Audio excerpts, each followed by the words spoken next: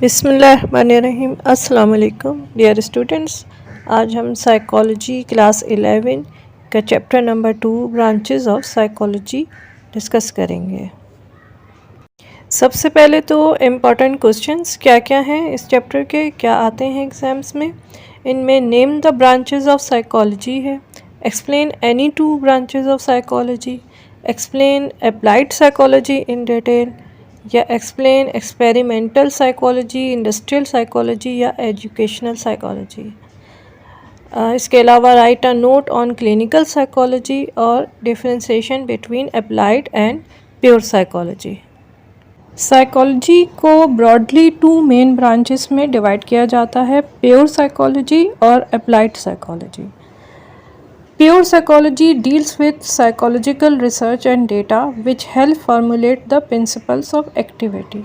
یعنی جو بھی سائیکالوجیکل ریسرچز ہوتی ہیں، ڈیٹا اکٹھا ہوتا ہے، اس سب کے ساتھ پیور سائیکالوجی ڈیل کرتی ہے اور یہی ہیلپ کرتی ہے کہ آپ لاز بنائیں، پرنسپلس بنائیں سائیکالوجی کے اور اس کو اپلائی کریں۔ جو بھی پیور سائیکالوجسٹ ہوتے ہیں وہ بیسیکلی ریسرچ پہ کام کرتے ہیں، وہ یہ دیکھتے ہیں کہ کیا پروسیس ہے یا کیا میکینزمز ہیں جو کہ کسی خاص بیہیویئر سے جڑے ہوئے ہیں، سوشل بیہیویئر کیا ہے، انسان کا سائیکو سوشل بیہیویئر کیا ہے، اس کی میموری کیسی ہے، یہ سب اس کی لرننگ کیسے ہو رہی ہے، لرننگ کے کیا پروسیسز ہیں، یہ سب پیور سائیکالوجی میں پڑھا جاتا ہے۔ اس کے علاوہ انسان میں جو بھی بایولوجیکل پروسیسز ہوتے ہیں جو سائیکالوجی سے جڑے ہوئے ہیں، لرننگ سے، میموری سے، ڈیولپمنٹ سے، بیہیویئر سے، ان سب کو اسٹڈی کرنا بھی پیور سائیکالوجی ہے۔ اسی طرح وہ آرگنز جو انوالو ہوتے ہیں جیسے سینٹرل نروس سسٹم ہے، یہ بھی آپ پیور سائیکالوجی میں اسٹڈی کرتے ہیں۔ سینسیشنز کیسی ہوتی ہیں، انسان پرسیو کیسے کرتا ہے، یہ سب پیور سائیکالوجی میں پڑھا جاتا ہے۔ ڈیولپمنٹل اسٹیجز کیا ہوتے ہیں، ایموشنز کیسے آتے ہیں، پرسنالٹی کیسے بنتی ہے انسان کی، یہ سب آپ پیور سائیکالوجی میں پڑھتے ہیں۔ Applied psychology. Applied psychology applies the knowledge gain from pure psychology to problems of actual life. یعنی اپلائڈ سائیکالوجی میں کیا ہے کہ آپ نے جو بھی نالج، جو بھی علم حاصل کیا، جو معلومات حاصل کی پیور سائیکالوجی سے، اس کو آپ نے جو انسان کی ایکچوئل لائف ہے، اس کے جو پرابلمس ہیں ان کے اوپر اپلائی کر دیا، یعنی کہ یہ کلینکل سائڈ کو ڈیل کرتی ہے۔ اپلائڈ سائیکالوجسٹ اسی وجہ سے پالیسیز بنانے میں کام آتے ہیں، جیسے ایجوکیشنل پالیسیز ہو گئیں، انڈسٹریل پالیسیز ہو گئیں، اور اس سے وہ جو انہوں نے معلومات حاصل کی ہوتی ہیں پیور ریسرچ سے یا پیور سائیکالوجی سے، اس کو پریکٹس میں لاتے ہیں۔ اس لیے ہم سمرائز کر سکتے ہیں کہ اپلائڈ سائیکالوجی انڈسٹریل شعبے میں، ہیلتھ میں، ایجوکیشنل میں، کونسلنگ کے لیے، کلینکل شعبے میں اور آرگنائزیشنز میں کام آتی ہے، اور یعنی کہ ان سارے شعبوں کو کور کرتی ہے۔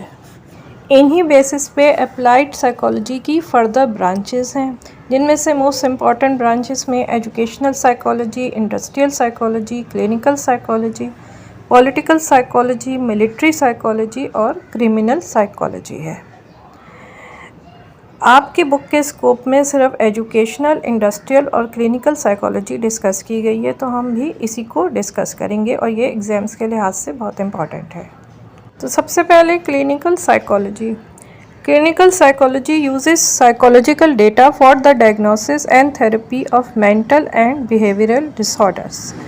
یعنی کہ کلینکل سائیکالوجسٹ جو ہوتے ہیں وہ بیسیکلی ڈائگنوز کرتے ہیں اور ٹریٹ کرتے ہیں مینٹل اور بیہیویئرل ڈس آرڈرس کو۔ تو ڈائگنوسس کیا ہوتا ہے؟ ڈائگنوسس ایک کسی بھی ڈیزیز یا ڈس آرڈر کی آئیڈینٹیفیکیشن ہوتی ہے، اس کی علامات دیکھ کر اور مریض کو ایگزامن کر کے۔ تھیراپی کیا ہوتی ہے؟ تھیراپی ہوتی ہے کہ آپ اس کو ٹریٹ کیا کر رہے ہیں۔ اب ٹریٹمنٹ میں میڈیسنس بھی دی جا سکتی ہیں، اور اس کے علاوہ کونسلنگ بھی ہو سکتی ہے، تو یہ تھیراپی میں آ جاتا ہے۔ اب کیا ہے کہ جب پیشنٹ ایک آتا ہے اپنی پرابلمس کے ساتھ، تو سب سے پہلے اس کو فزیشین دیکھتا ہے۔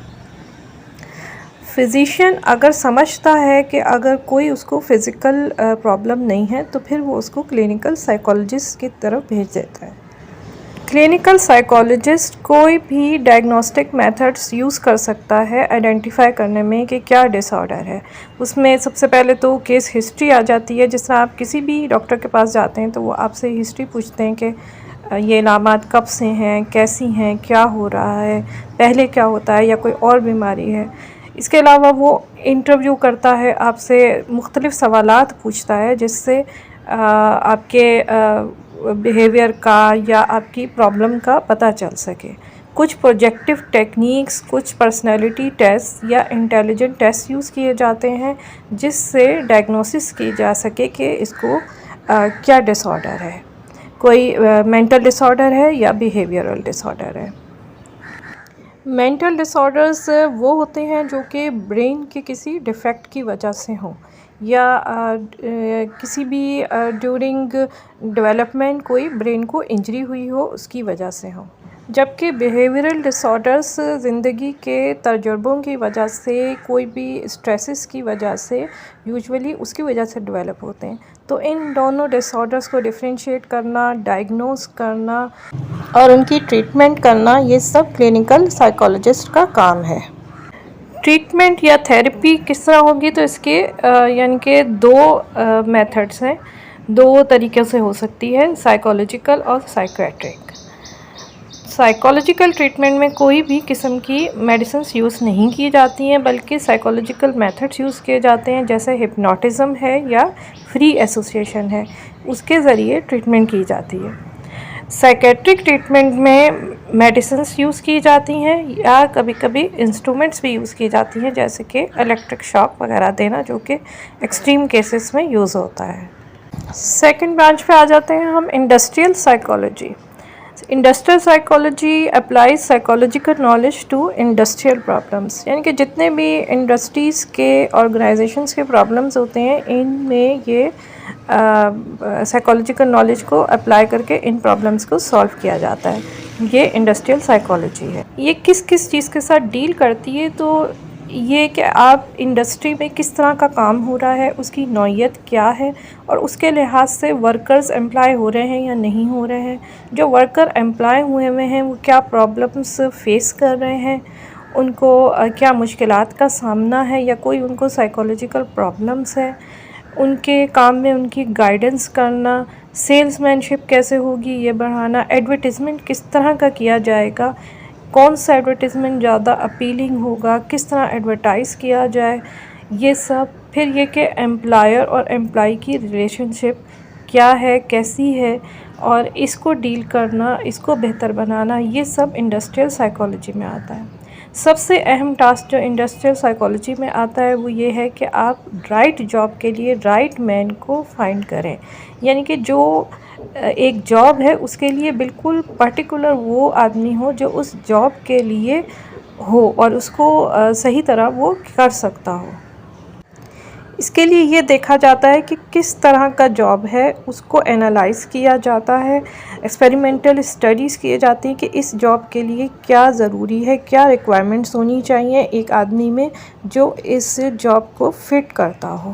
تو جب بھی انٹرویوز ہوتے ہیں تو بڑی بڑی انڈسٹریز میں ساتھ میں ایک سائیکالوجسٹ بھی ہوتا ہے جو کہ دیکھتا ہے کہ یہ انسان یا یہ جو جس نے اپلائی کیا ہے وہ اس جاب کے لیے فٹ ہے یا نہیں ہے، یا اگر ادارے میں بہت ساری ویکنسیز ہیں تو کون سی سیٹ پہ کون سا آدمی صحیح رہے گا، کون سا ورکر صحیح رہے گا، یہ ایک بہت ہی اہم ٹاسک ہوتا ہے امپلائر کے لیے اور امپلائی کے لیے۔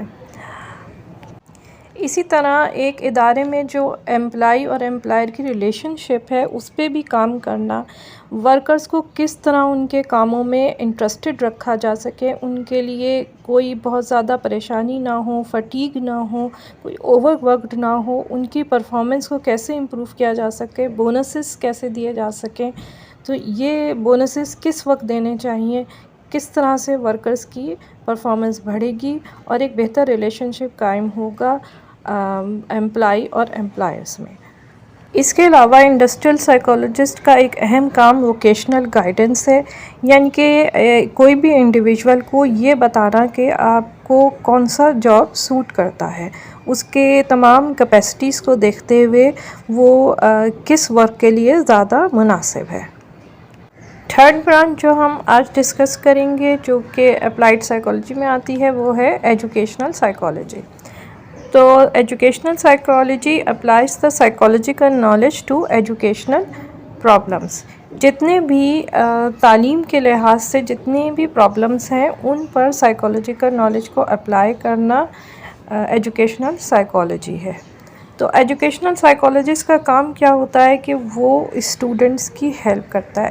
ایک بیسک جو ہم سنتے ہیں آج کل وہ کاؤنسلنگ ہوتی ہے، ایجوکیشنل کاؤنسلنگ کرنا، اسٹوڈنٹس کو گائیڈ کرنا کہ ان کے لیے کون سے سبجیکٹ ان کے کیپیسٹیز کے لحاظ سے بہتر ہیں، ان کو کیا سبجیکٹس لینے چاہیے، یا یہ کہ اکنامیکل لحاظ سے کون سے سبجیکٹس بہتر ہیں اور کون سے سبجیکٹ ایک اسٹوڈنٹ کو سوٹ کرتا ہے۔ مثلا ایک اسٹوڈنٹ کو انجینئرنگ لینا سوٹ ہی نہیں کرتا تو اس کو انجینئرنگ کے سائڈ پہ نہیں لانا چاہیے۔ اگر وہ آرٹس میں انٹرسٹڈ ہے، فائن آرٹس میں انٹرسٹڈ ہے، یا وہ لینگویجز میں انٹرسٹڈ ہے، تو کچھ ٹیسٹ ہوتے ہیں جس سے آپ پتہ چلا سکتے ہیں۔ آج کل بہت زیادہ ملٹیپل انٹیلیجنس ٹیسٹ کی بات ہو رہی ہے، اس سے پتہ چلایا جا سکتا ہے کہ اسٹوڈنٹ کی کیپیسٹی کیا ہے، وہ کس چیز میں زیادہ بہتر ہے، یعنی کہ وہ فزیکل کاموں میں بہتر ہے تو وہ کھیلوں کی طرف چلا جائے، اور اگر وہ لینگویجز میں بہتر ہے تو وہ اردو یا انگلش یا عربک لینگویجز پڑھ لے، لنگوسٹکس میں چلا جائے،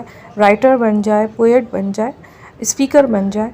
تو یہ ساری چیزیں ہیں، اور اگر کوئی میتھس اور لاجک میں بہتر ہے تو بیٹر بی انجینئر، ٹھیک ہے۔ اور اگر کہ نیچر میں انٹرسٹڈ ہے تو وہ زیادہ بایولوجی کی طرف جا سکتا ہے یا آرٹس میں بھی جا سکتا ہے۔ تو اس سب کو دیکھنا، اسٹوڈنٹ کو کونسل کرنا، ان کو گائیڈ کرنا، بلکہ ہمارے معاشرے میں تو ان کے پیرنٹس کو بھی گائیڈ کرنا اور ان کو کونسل کرنا، یہ سب ایجوکیشنل سائیکالوجسٹ کرتے ہیں۔ اس کے علاوہ ایجوکیشنل سائیکالوجسٹ کا کام ہوتا ہے کہ وہ سلیبس یا کریکولم کو اس طرح سے ارینج کریں کہ وہ اسٹوڈنٹس کے اور ٹیچرس کے لحاظ سے، دونوں کے لحاظ سے بہتر ہو، اسٹوڈنٹس اس کو فالو کر سکیں، ایجوکیشنل ٹائمنگز کو فالو کر سکیں، کون سا سبجیکٹ کتنا پڑھایا جائے، اس سب کو ایک ترتیب دینا، یہ سب بھی ایجوکیشنل سائیکالوجسٹ نے کرنا ہوتا ہے۔ اس کے علاوہ جو اسکولس میں یا کالجز میں یا انسٹیٹیوشن میں اسٹوڈنٹ پڑھتے ہیں، ان کو کوئی اگر سائیکالوجیکل پرابلمس ہو رہی ہیں تو ان کو بھی ڈیل کرنا ہوتا ہے، ان کو سالو کرنا ہوتا ہے، تاکہ اسٹوڈنٹس ایک بہتر انوائرمنٹ میں اور بہتر مائنڈ سیٹ کے ساتھ پڑھ سکیں۔ پھر اسی طرح سے ٹیچرز جو ٹیچنگ ٹیکنیکس اپلائی کر رہے ہیں، جو اسکولس یا کالجز میں یا یونیورسٹیز میں جو ٹیچنگ ٹیکنیکس یوز ہو رہی ہیں، ان کو بہتر بنانا، وقت کے ساتھ ساتھ اسٹوڈنٹس کے مائنڈ سیٹ کو دیکھتے ہوئے امپروو کرنا، ان کو ان کی بیٹرمنٹ کرنا، یہ سب بھی ایجوکیشنل سائیکالوجی میں آتا ہے۔ جتنی بھی پروگریسو کنٹریز ہیں یا ڈیولپڈ کنٹریز ہیں، وہ کوشش کرتی ہیں کہ اپنے انسٹیٹیوشنس میں ایک سائیکالوجسٹ کو ضرور امپلائی کریں، تاکہ جو وہ ٹیچرس کو بھی، اسٹوڈنٹس کو بھی صحیح طرح گائیڈ کر سکے، اور اسکول میں یا کالجز میں کریکولم ترتیب دینے کے لیے، یا بچوں کے سائیکالوجیکل پرابلمس کو ڈیل کرنے کے لیے، یا ٹیچرس کو ایڈوائز دینے کے لیے کام آ سکے۔ تو اسٹوڈنٹس، آج کا لیکچر یہیں ختم ہوتا ہے۔ اب پیور سائیکالوجی کی برانچز ہم نیکسٹ ویڈیو میں ڈسکس کریں گے، کیونکہ یہ ویڈیو بہت لانگ ہو جائے گی۔ اپنا خیال رکھیے گا۔ اللہ حافظ۔